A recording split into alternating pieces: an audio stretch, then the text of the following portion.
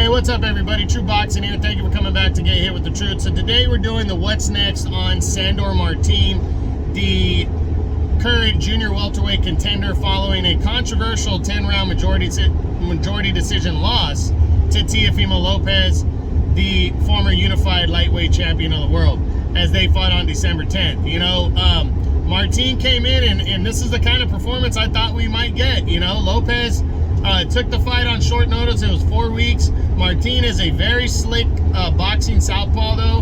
He's you know, he's not the kind of guy you want to take lightly.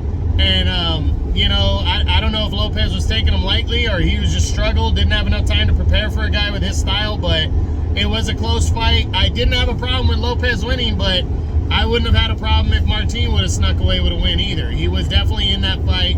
It was definitely close. But now that Martin has lost the fight, the big question is what's next for Sandor Martin following that loss to Teofimo Lopez. So we start running through the top 10, and you look at the undefeated WBO champion, Josh Taylor. Not going to happen. Taylor has a lined-up shot with Jack Catterall. Even if he were to get through that, he wouldn't be looking at Martin coming off a loss and with his style anyways and not a big name.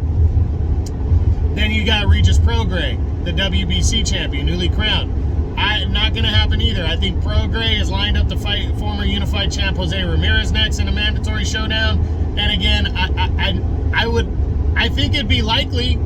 I think it could happen if for some reason Ramirez decides he needs a tune-up bout before a mandatory fight with Prograis, but I don't think that's going to happen. I think Ramirez is going to go straight into a fight with Prograis.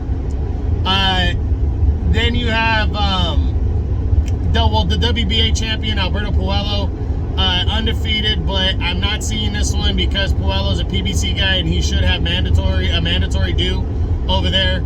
Also, then former champs, you know, you got former unified champ Jose Ramirez. Ramirez is lined up to fight Prograis next in a mandatory fight for the WBC title, so I don't think he's going to entertain a fight with him.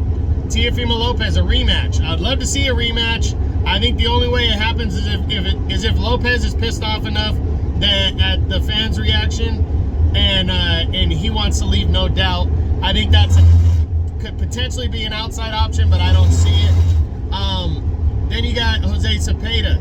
Cepeda's coming off a knockout loss to Prograis. He's also with Top Rank. I don't think he's going to want to come back with a slick southpaw like Martin. You got Jose Pedraza. I'm not seeing that one. You know, Pedraza is I mean, there's too many other options within the Top Rank for them to take at 140, and I just don't see Pedraza being an option for Martin. Richard Comey, same thing, former lightweight champ. Not seeing it. You know, he's coming off of a draw with Pedraza in August, and he's a Top Rank guy. So I think Top Rank can find enough options for each other by staying within. Not going to completely rule it out because it is a crossroads contenders bout, but as of right now, I'm going to say I don't think so.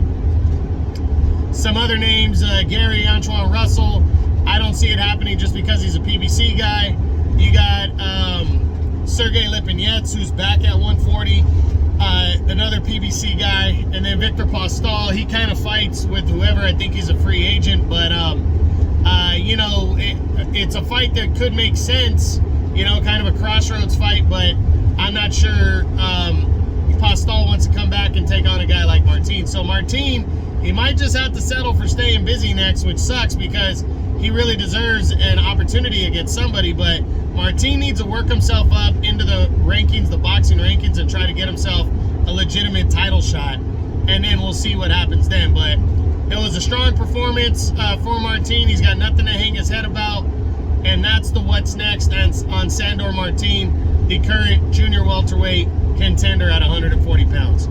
I hope you guys enjoyed the video. If you did, smash the like button, leave a comment, subscribe to the channel. I appreciate any and all support. This is True Boxing. You've been hit with the truth.